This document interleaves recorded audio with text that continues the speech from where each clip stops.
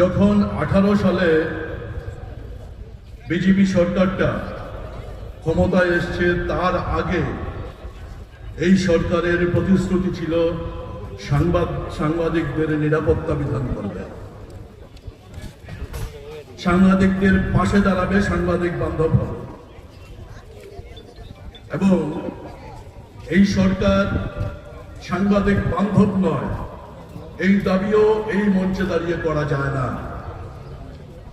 বিশেষ করে আমরা ইলেকট্রনিক্স মিডিয়ার যারা কাজ করি,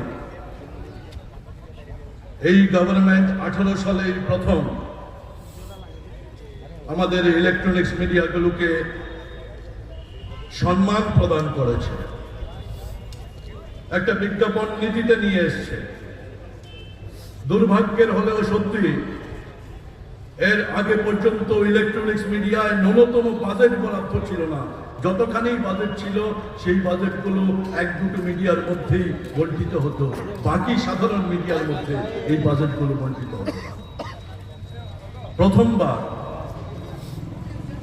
ইলেকট্রনিক্স মিডিয়াকে পলিসির মধ্যে ঢুকিয়েছে বর্তমান গভর্নমেন্ট। বেশ কিছু ভালো কাজ করেছে, স্বীকৃতি প্রদান করেছে সাংবাদিকদের, কিন্তু পাশাপাশি আমি এসেই একটু আগে শুনছিলাম সাংবাদিকরা ক্যামেরা খুলতে পারে না, বহু জায়গায় বিভিন্ন ইস্যুতে হাত খুলে লিখতে পারে না। একাংশের রাজনৈতিক ব্যক্তিত্ব এইরকম একটা পরিস্থিতি নিয়ে দাঁড় করাচ্ছে রাজ্যটাকে।